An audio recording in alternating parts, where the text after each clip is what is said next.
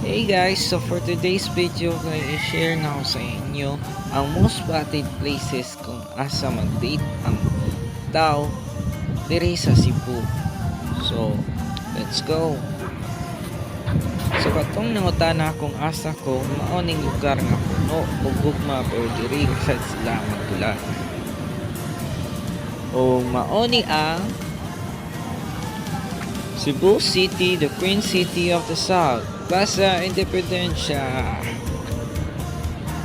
So karon mangita tag lugar na kasagaran nila nga pwesto ug permi nila lumlumat sa ilang pagkatampis ng gugma nga kuwang na may makibuay na.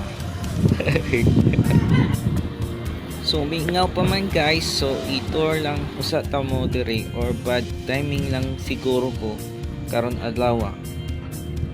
So for the info guys, dili lang din